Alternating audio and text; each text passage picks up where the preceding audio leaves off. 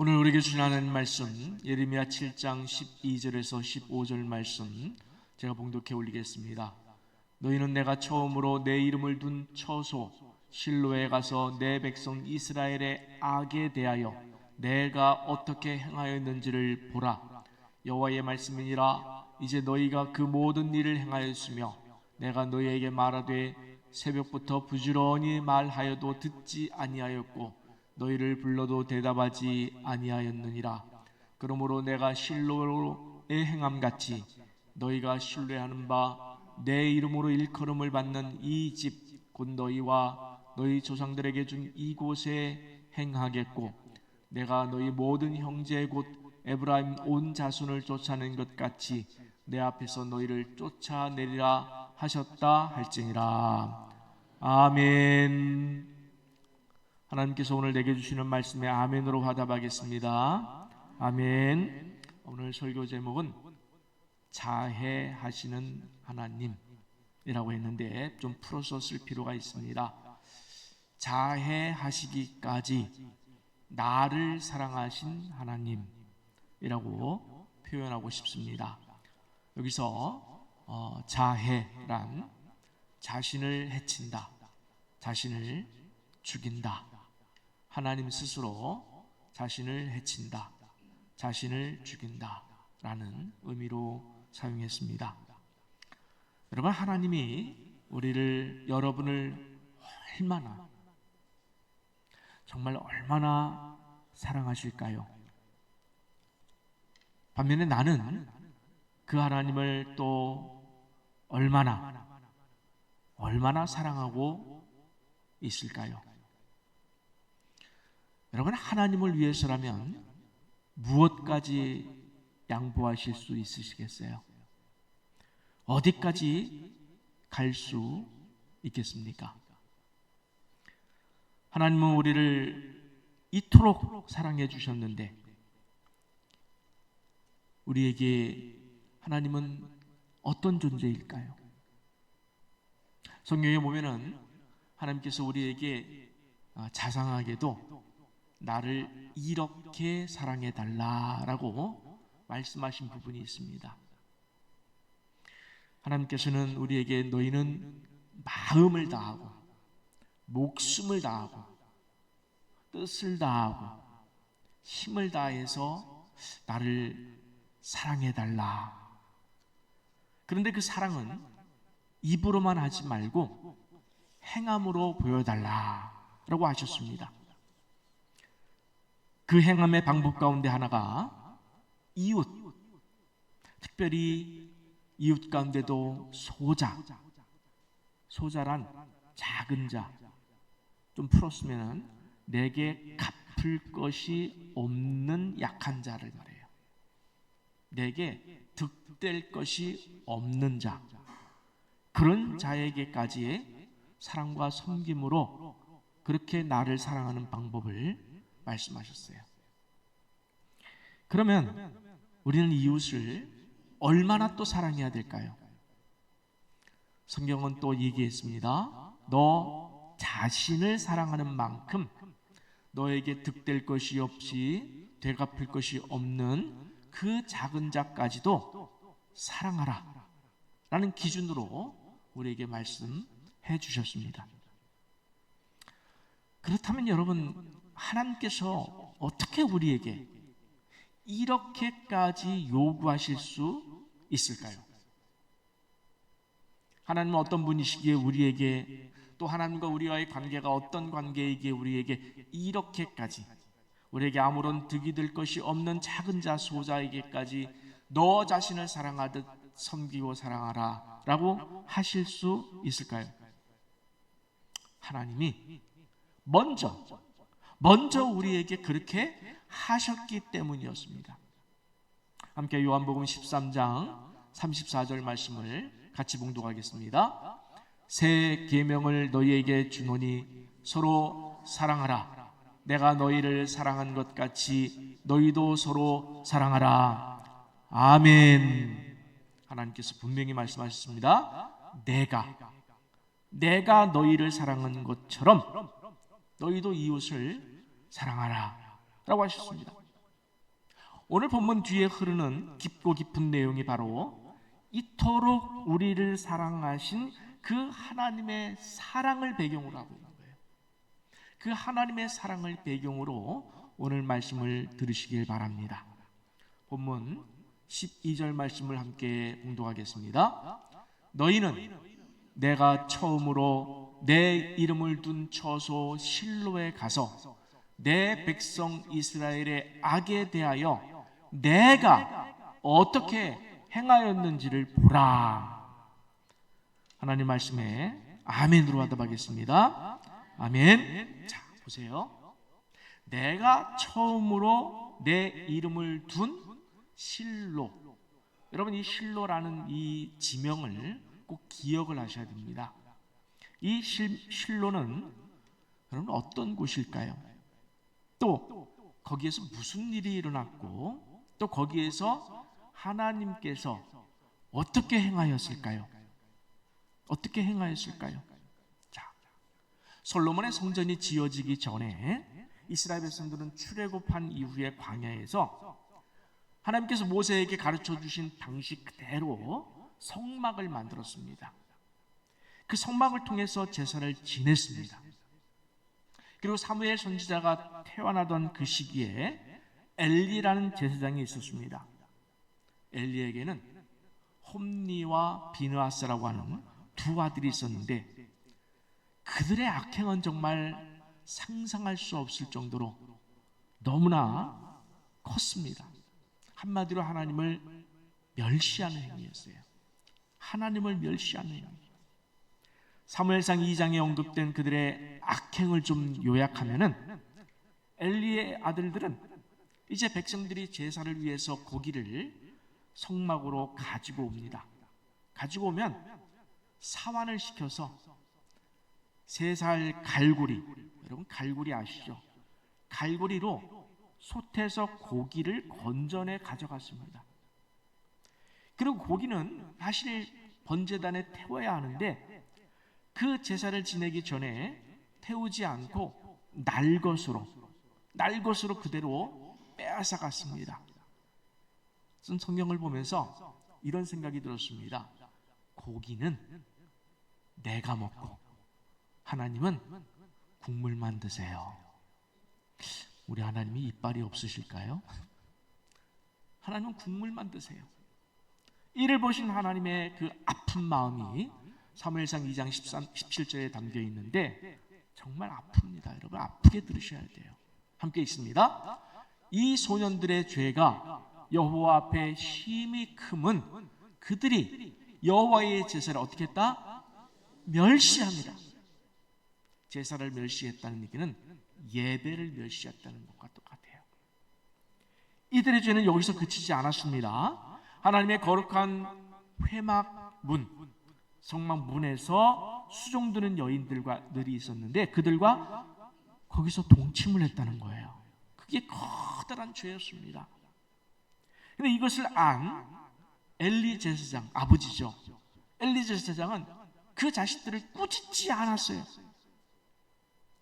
그러니까 하나님께서 이에 대해서 뭐라고 말씀하시냐면 내 제물과 예물을 밟으며 그랬어요. 밟으며. 하나님께 올려드려야 할 예물과 제물을 발로 밟았다는 거예요. 그리고 내 아들들을 나보다 더 중히 여겼다라고 책망하시면서 사무엘상 2장 30절 하반절에서 이렇게 말씀하셔요. 시작. 나를 존중히 여기는 자를 내가 존중히 여기고 나를 멸시하는 자를 내가 경멸하리라. 단순한 표현입니다. 외우기 쉽습니다. 여러분 꼭 외워주세요. 다시 한번 시작. 나를 존중히 여기는 자를 내가 존중히 여기고 나를 멸시하는 자를 내가 경멸하리라. 아멘. 여러분 마음에 신비에 새기기 바랍니다. 여러분 아멘 안 하셔요? 못 하셔요? 어렵죠? 두렵죠? 그래도 하나님이 오늘 내게 하신 말씀이에요. 내가 그렇게 하리라. 아멘 하시기 바랍니다. 여러분 하나님을 존중하여서 존중히 여긴다는 말은 무슨 뜻이죠? 그분의 말씀에 무게를 줘서 그분의 말씀에 순종하는 거예요. 여러분, 하나님을 존중하고 그분의 말씀에 순종하고 계십니까? 우리가 하나님을 존중하는 만큼, 내가 그분에게 마음으로 존중하는 만큼 하나님도 내게 존중해 주시겠다고 하십니다. 만약에 내가 하나님을 멸시하는 마음이 있다면, 하나님을 내가 가볍게 여긴다면, 하나님의 말씀을 들은 척하지 않는다면, 하나님도 나도 너희를 경멸하리라, 멸시하리라, 너희 기도를 가볍게 여기리라, 너희를 부인하리라.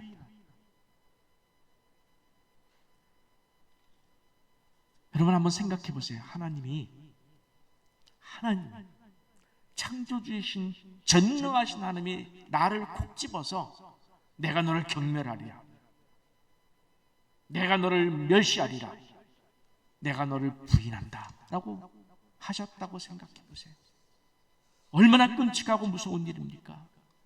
절대로 그런 일은 없어야 하겠기에 저는 이 말씀을 늘 기억하면서 제 마음의 신비에 새기고 있습니다. 저는 이 말씀이 정말 두려워요.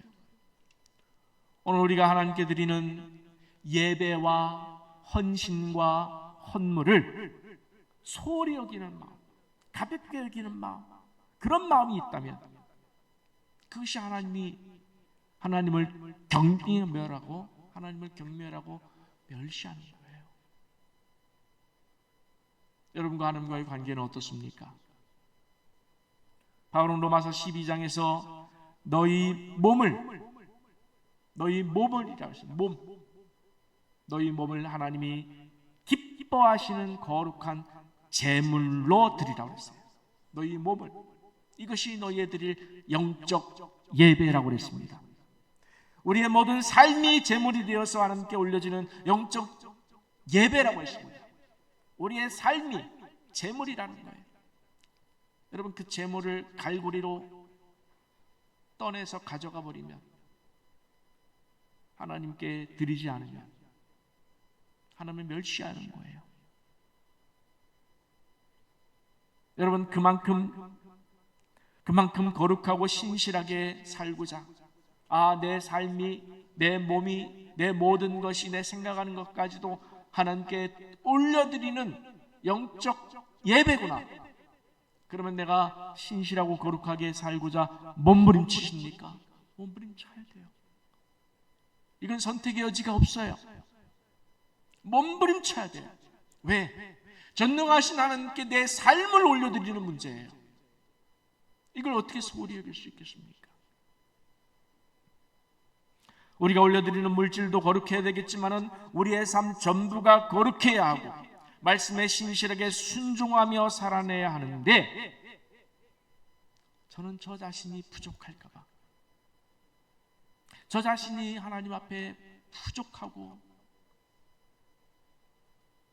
그렇게 하지 못할까 봐 정말 두렵습니다. 하나님이 저를 향해서 부족하다,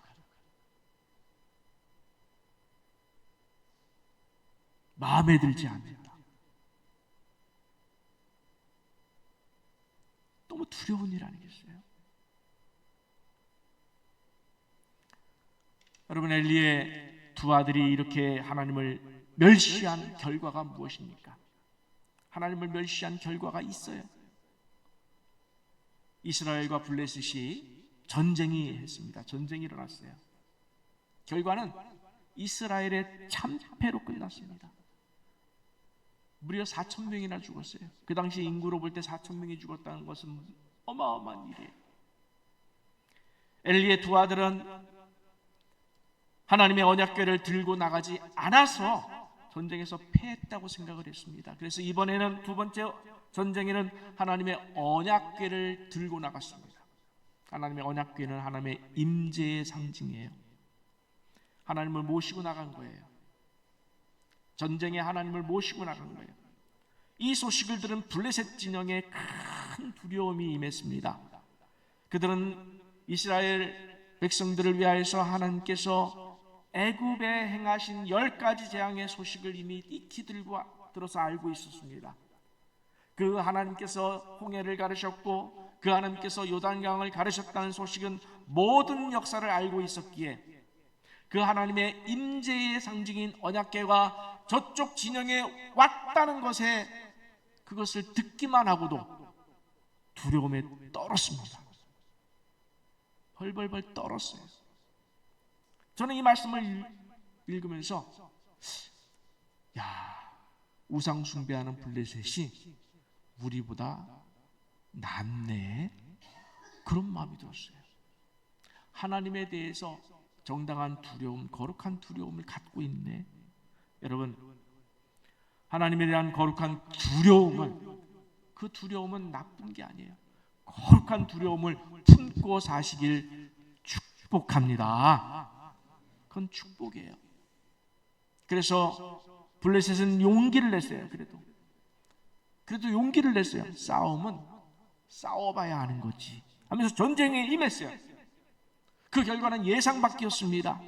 예상을 뒤엎고 블레셋이 하나님의 그 언약궤를 빼앗아 자기들의 섬기는 우상인 다곤 신 앞에 갖다 놨어요.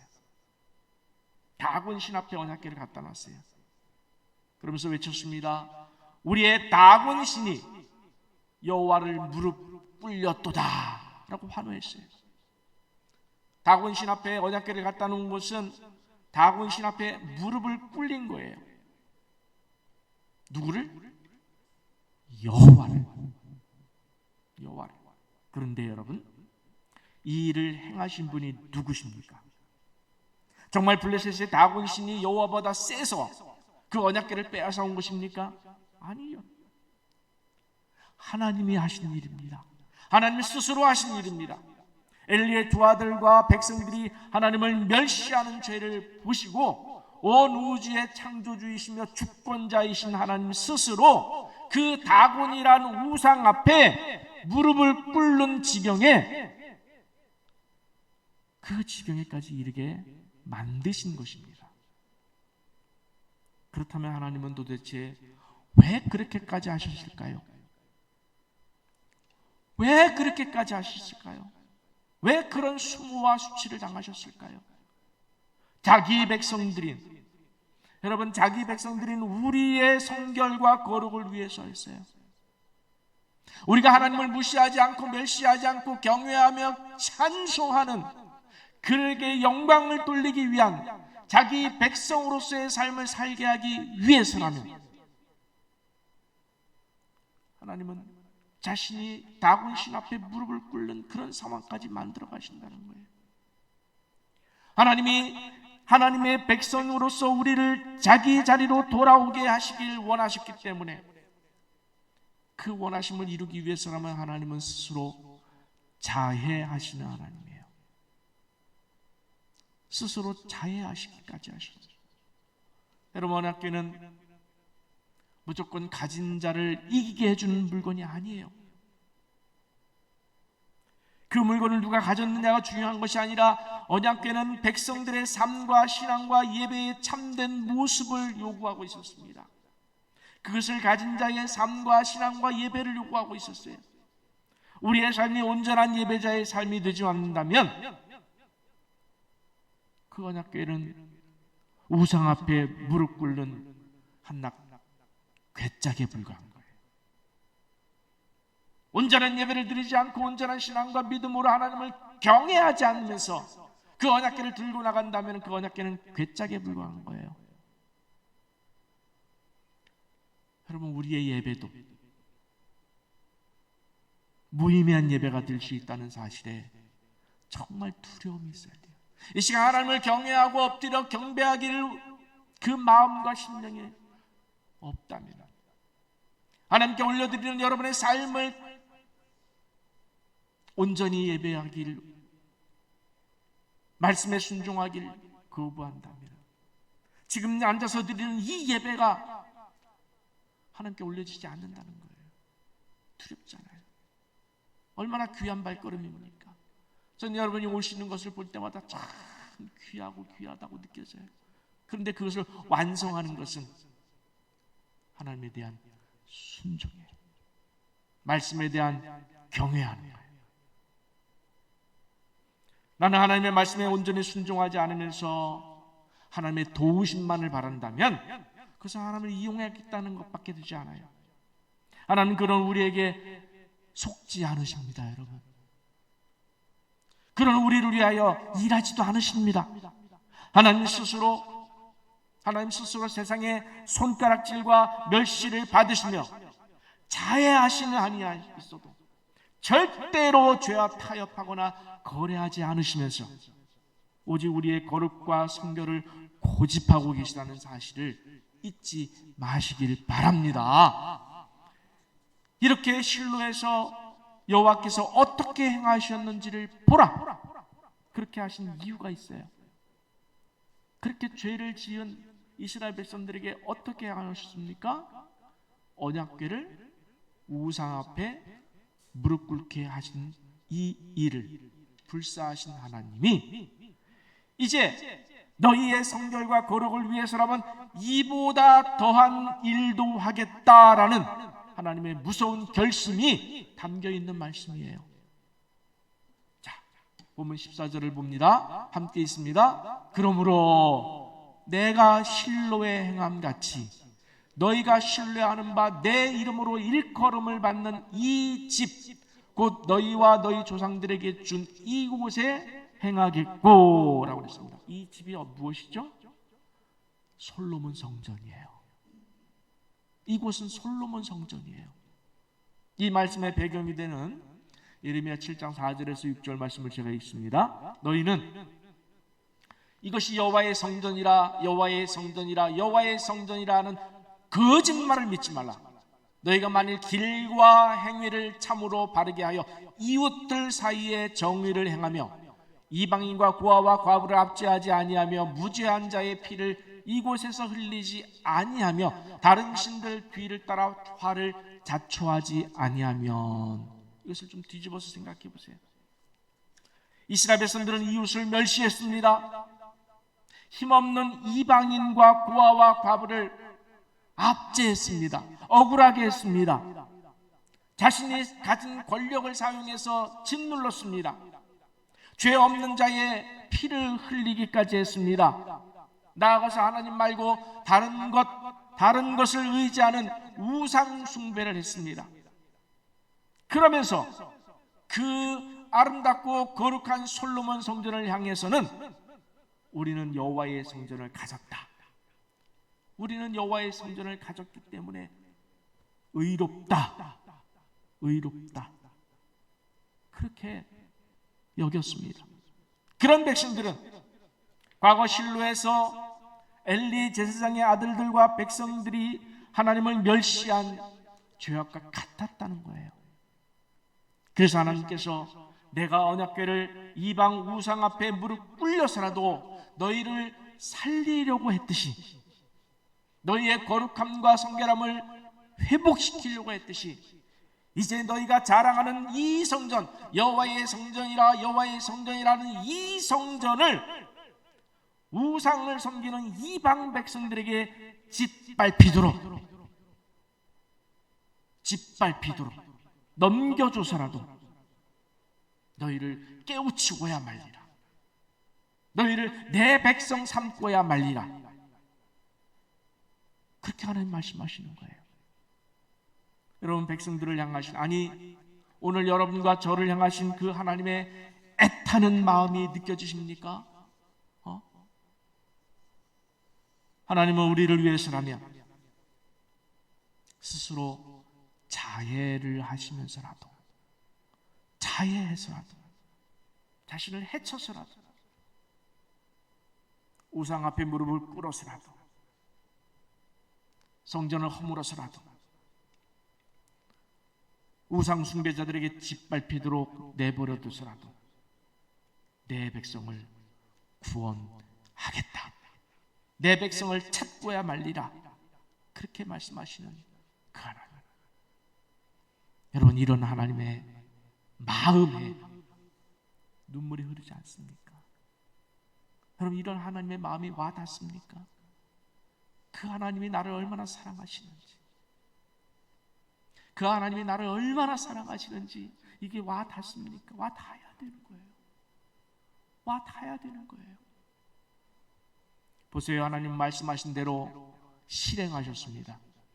열왕기하 25장 13절에서 보면은 갈대아 사람은 바벨론을 이야기합니다. 갈대아 사람이 또 여호와의 성전의 두 놋 기둥과 받침들과 여호와의 성전의 놋 바다를 깨뜨려 그 놋을 바벨론으로 가져가고, 또 가마들과 부삽들과 부집개들과 숟가락들과 섬길 때 쓰는 모든 놋그릇을, 성전에 있는 모든 기구들을 다 가져갔으며, 시위대장이 또 불 옮기는 그릇들과 주발들, 곧 금으로 만든 것이나 은으로 만든 것이나 모두 가져갔으며. 여러분 생각해 보세요. 자그마치 하나님의 임재의 상징이에요. 하나님이 그곳에 임재하랴. 성소가 있고 그 안에 지성소가 있는데 그 지성소는 아무나 못 들어가요. 성소는 제사장이 들어가지만 지성소는 대제사장이 1년에 한 번밖에 못 들어가요.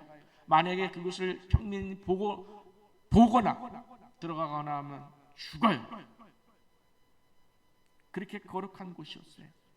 그런데 그 거룩한 솔로몬 성전을, 이 땅에서 가장 거룩하다고 하는, 가장 하나님과 가깝다고 하는 그 솔로몬 성전이 우상 숭배자들에게 짓밟히도록 하나님이 내버려 두셨다는 거예요. 무엇 때문에?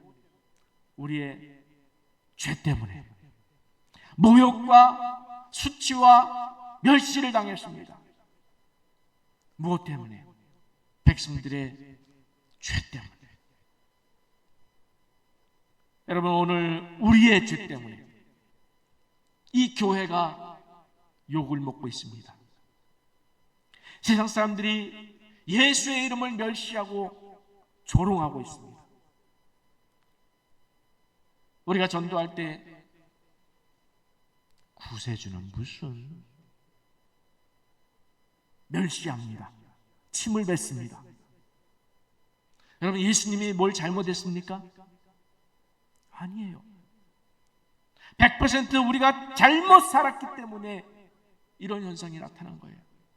우리가 말씀에 순종했다면, 우리가 그동안 예배로 함께 말씀에 순종하는 삶을 살아냈다면, 자기를 희생하고 이웃을 돌보고 섬기며 살았다면, 내 이기심과 거짓과 탐심과 탐욕의 삶을 버려버리고 살았다면, 희생과 섬김으로 살아냈다면, 예수를 진짜로 내 주님으로 믿고 의지하고 주여 말씀하시옵소서, 제가 듣겠나이다, 순종하겠나이다, 마음을 다하고 목숨을 다해서라도 주를 사랑하겠나이다 라고 했다면,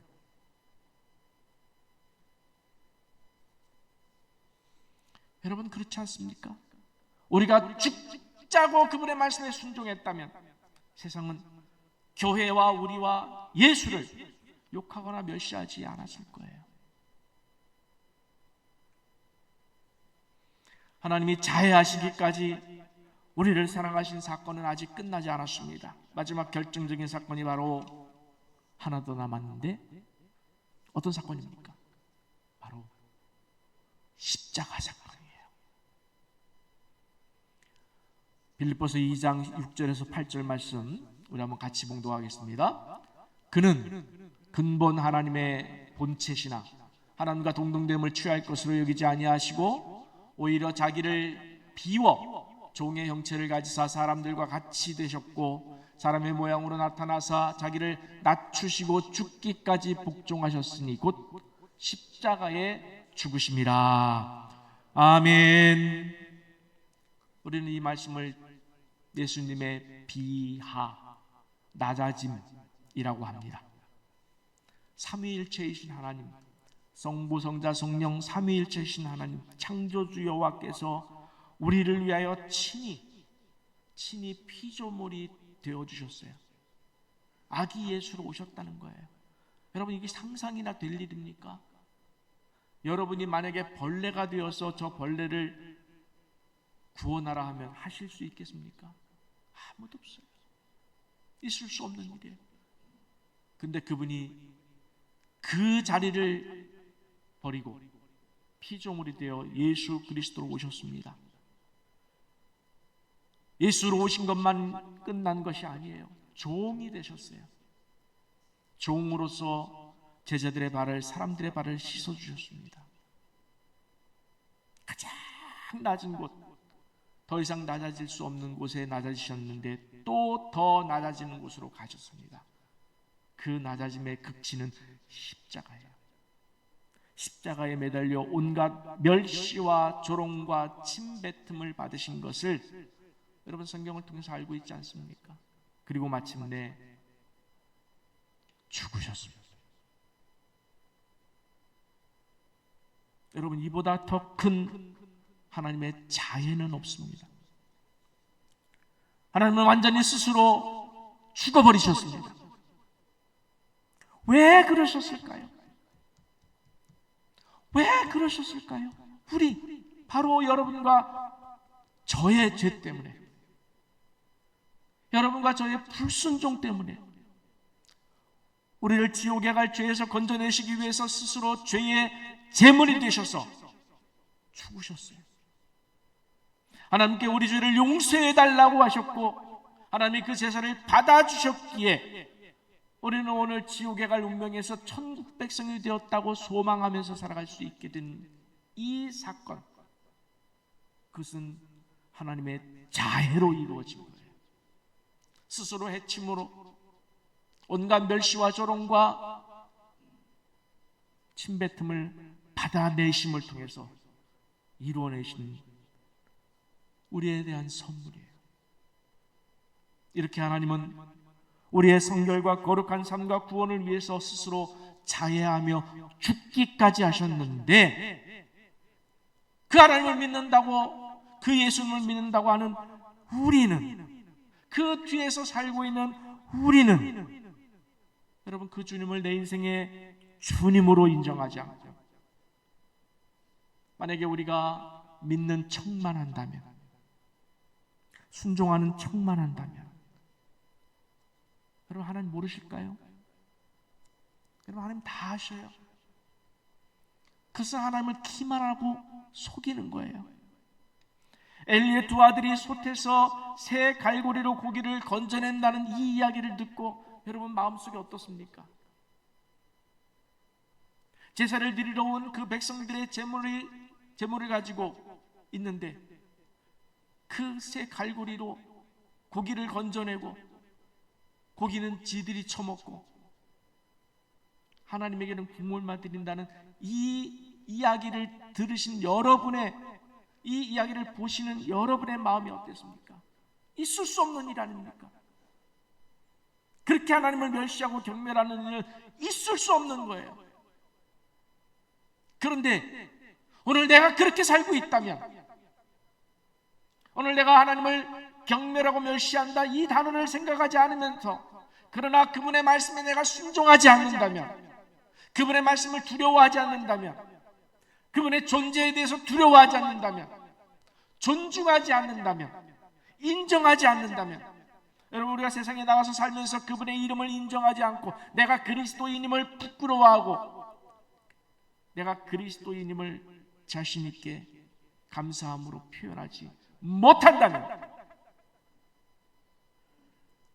홈리와 비누아스와 뭐가 다르겠습니까? 그게 무서운 거예요. 그게 무서운 거예요. 여러분에게 두려움을 주려고 하는 말이 아니라 그만큼 사랑하신 하나님을 말씀드리고 싶은 거예요. 그렇게 하기까지, 그렇게 해서라도, 아니 그 이상을 해서라도 우상에게 무릎 꿇는 것 이상으로, 성전에 짓밟히는 것 이상으로, 십자가에서 죽는 것 이상으로 무슨 짓이라도 해서라도 하나님은 마침내 우리를 자기 백성 삼아 나는 너의 하나님이고 싶다, 나는 너의 아버지 노릇을 하고 싶다, 너 내 말에 순종하면 안 되겠니? 너 나만 사랑하면 안 되겠니? 마음을 다하고 목숨을 다하고 뜻을 다하고 힘을 다해서 나만 사랑하면 안 되겠니? 다른 거 손에서 내려놓고 다른 거 의지하지 말고 나만 의지하면 안 되겠니? 내 이웃을 내 자신과 같이 사랑하면 안 되겠니? 내 자존심 그거 내려놓으면 안 되겠니? 내려놓으라는 거예요. 여러분, 그거 내려놓고 살라는 거예요. 거기까지 하나님은 원하시고 계신 거예요.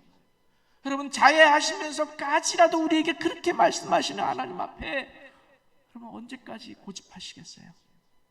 오늘 이 시간 여러분 정말 하나님의 그 사랑 앞에 녹아지시기를 축복합니다. 여러분의 마음이 좀 녹아졌으면 좋겠어요. 강박하고 완고하고 완악한 그 마음이, 나의 마음 속에 있는 그 일부의 그 마음이 녹아져서 이제 내가 알고 있는, 깨닫고 있는 그 하나님에 대해서 온전히 순종하고 복종하고 엎드리겠습니다. 그 앞에 내가 푹복하겠습니다. 나는 내 인생, 남은 인생 하나님밖에 모르겠습니다. 어찌 여러분, 우리 그렇게 살아야 되지 않는 거 아닙니까? 하나님은 내 삶을 위해서, 나를 위해서 그렇게 자애하시는 하나님이셨는데 나는 그렇게 살지 않는다면, 그렇게 응답하지 않는다면 하나님께서 뭐라고 그러셨습니까? 나를 존중하지 아니하면 나도 너를 존중하지 아니하리라. 여러분, 우리가 하나님께 존중받아야 돼요. 이거는 피할 수 없어요. 여러분, 반드시 하나님께 존중받아야 됩니다. 하나님께 인정받아야 됩니다. 그래서 천국 가야 됩니다. 그 방법은 내가 하나님을 존중하는 거예요. 내가 하나님의 말씀에 두려워에 떨어야 돼요. 타협하지 말고 주여, 또 하나님과 딜하려고 하지 말고 그 하나님의 마음을 알아. 하나님, 이렇게까지 사랑하셨군요. 침뱉음을 받으시면서도 우상 앞에 무릎 꿇어서라도 나를 이렇게 사랑하셨군요. 하나님의 성전인 그 성전이 우상이 숭배자들에게 짓밟혀서라도, 여러분 생각해 보세요. 얼마나 가슴 아픈 일이에요. 십자가에서 죽으시면서라도 나를 이렇게 사랑하셨거든요. 그 사랑 앞에 내 마음이 녹아들입니다. 그동안 고집했던 내 모든 것을 다 내려놓겠습니다. 남은 생에 주님만, 주님의 말씀만 붙들고 살겠습니다. 여러분, 그럴 만한 가치가 있지 않습니까? 그럴 만한 가치가 있지 않습니까? 자애하시는 하나님 앞에서 내 인생을 드릴 만한 가치가 있지 않습니까? 진정으로 하나님의 그 자애하심의 사랑 앞에 오늘 정말 무릎 꿇고 이제는 아버지의 마음을 알아서 그 아버지의 말씀에 내가 온전히 순종함을 통해서 하나님께서 그토록 원하시는 성결과 거룩의 삶을, 하나님의 자녀된 백성된 자의 삶을 살아내시기를 간절히 축원합니다.